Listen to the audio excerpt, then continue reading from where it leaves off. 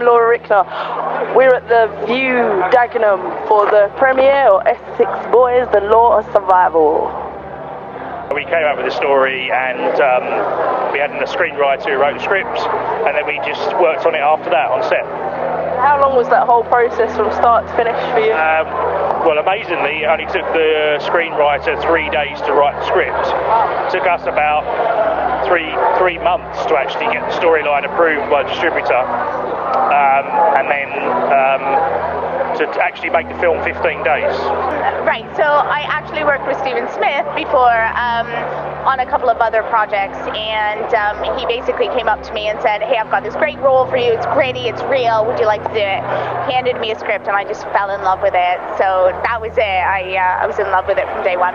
Okay, so basically I saw an advertisement on a casting site that I'm part of and applied for the role, not expecting anything to come of it, and then got the call one night, asked to come in for an audition the next day. So yeah, and then met the team and that was it really, got cast in it pretty quickly, and then we were filming, I think it was the next week we started filming on it. And if we're doing an action set piece, then I might storyboard that, but it's using your location and your actors and trusting them to give you something a little bit extra, which I think they've done. Is Steve a great director to work with? Yeah, Stephen was brilliant, like the whole team was brilliant. You know, got on really well with everybody. I didn't meet half the team though, because obviously my part's not in it for that long, but yeah, it was, we had some fun. Stephen, yeah, second time I worked with Stephen, so yeah, good as gold, we're a good team. No, Abbie was lovely. Abbie come all the way down from Cumbria to be in the movie, and that's what I was looking for. I was looking for this homely country sort of girl, and she come to audition for us, and I thought she's brilliant. I wanted someone natural, and it was the same with the rest of the cast. Megan I'd known that I've worked with before, and she was really good, and she was good to improvise. Ross obviously is a trained actor over years, so he's very good. So is Jesse, and everyone that was in it gave 150%. So I'm really happy with it. It's hard to get work done on set when you're working with such amazingly funny people, but that's all part of it, so it's great. And did you experience any setbacks on set? No, I don't think so, because again I was only there for a few days. But yeah. It was filmed at quite a fast pace, wasn't it? So kind of one of the good things about it, I suppose. It was just so fast paced that you really had to think on your feet, and you had to I just got my character together pretty quickly, and then yeah, it was kind of boom boom boom and it was done. Me and Chris and cast it. There was a couple other people that were put in just because we were offered them by other people, and people did us favours and helped us out and stuff like that. It was done on a very low budget, I'm told. Yeah, it was a micro budget film, so yeah, you've got no money to spend. It's basically made for a fraction of what an EastEnders episode is made for, but it's a stepping stone for all of us. People have enjoyed the film tonight, and I think that you know, the next film will probably have double or triple the budget, and then we can really show people what we can do. Danny is he's an unfortunate person, you know. He was a hooligan, and he wasn't a gangster. He had nothing else to do than do what he did, you know. So yeah, it was fun playing him. Judy, I mean, she's such an underrated character, and you don't really expect much from her at the beginning. I mean, she's definitely kind of second part of Essex. But I would say that, you know, she is really, really important to kind of get in there and to really kind of show them that actually there's a bigger picture than just the kind of Essex boys fighting. So I was really pleased with it. Amy, I guess, is kind of, you know, she's obviously girlfriend to Danny, and their love. We just wanted to show that it was really, you know, they were each other's worlds, which is the tragic part of it, because they were so in love, they were having a great time together, they had a future planned, and then obviously poor Danny's past and all the badness that's gone on in the Essex boys catches up with him, and I'm the consequence, unfortunately. You are the catalyst and the motivation for the main character, so it's a good role. It's a good role. The only thing that I struggled with was getting angry. I tend to be a really bubbly person, so any kind of hostility is quite difficult for me, but I was pleased with how it all kind of came around, and I'd say the most difficult kind of thing that I faced was that kind of explosive anger, which I just couldn't pull off in the end, so we went seething instead. Were there any like standout moments on set that you can tell us about, funny moments? Just one that was in the bloopers with Chris when we were in the pub, and he was just so keen to blooming eat the food instead of talking through our scene. So yeah, every time I looked at him, he had his mouth full and crumbs around his mouth. It was that was pretty funny.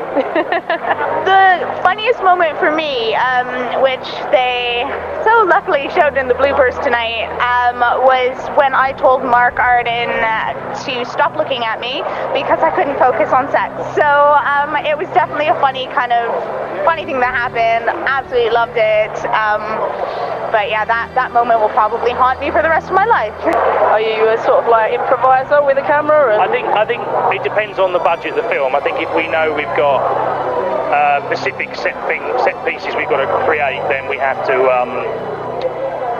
put them into the movie. Then you're going to have to organise those a little bit more, you know, stuntmen, health and safety and things like that. But when you come into, like, for instance, in the scene in the movie where they're in bed, and I've then told her, the character, Abbie's character, that Amy should just tell a story about how they first met. But Danny doesn't know what she's going to say. So his reaction is real. Genre-wise, are there any genres that you haven't worked in that you're looking forward to or particularly want to work in? I definitely would say comedy, rom-com, anything like that. Something a little more lighthearted would be great. I tend to play the really kind of kick-ass characters at the moment, which is awesome. Really, really enjoy them. But it would be fun to kind of expand and be able to show my funny side as well. Comedy or horror? I mean, I've just finished a horror, and it's great fun because you can really get into those characters. So yeah, horror and comedy, I do like those. Yeah. So what are you a fan of, or who are you a fan of? Oh goodness, everybody. I am a huge fan of period dramas. So yeah. So is that something you'd like to work in next? Definitely, yeah. I've been auditioning for a few different things that are period drama based. I'm quite feminist as well, so I do like the strong female characters in a film. I like comedies. There's not enough comedies out there. People don't make them. People don't finance them. It'd be good to bring back. I mean, we're famous for our carry-on films and our seaside comedy. That should be back, you know. We should put gangster films aside and do more comedies. I am a big fan of Jennifer Lawrence. She is just such a great person inside and out, awesome character, really great actress. So if I could aspire to be like anybody, it would probably be her.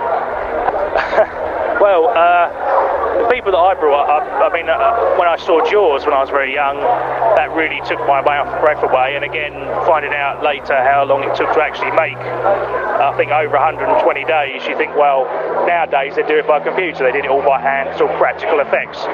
And you're seeing a bit more of that with films like the new Star Wars, which is all practical effects apparently. And I was influenced, I like John Carpenter stuff from the 80s and 70s and 80s, and I loved Halloween, the first horror film. But as I was saying before, I think every film that you ever see has an element of horror in it, because it's suspense or a drama that has a beginning, a middle and an end.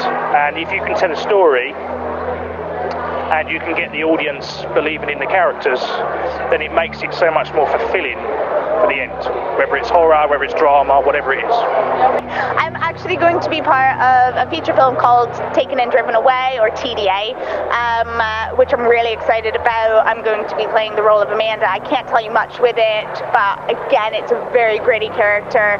It's really going to stretch my acting, and yeah, hopefully it will all turn out great. I noticed there was a couple of aerial shots. Did you hire out a helicopter for that one? No, we used our nod, and we found someone with a little drone, and he was really happy to come down and be first. You know, we gave him a second AD credit, and he helped out on set, and he then was a cameraman as well. So he was able to get us a load of shots, and he gets a lot of experience from that, and he gets a lot of you know, footage for him to go away and use. But you don't necessarily have to be spending loads of money to get shots like that, but it creates a feel of a bigger budget movie. That's all from us from the fan carpet at the View Dagenham. You can follow us on Facebook, Twitter and Instagram. Thank you very much. Thanks for watching.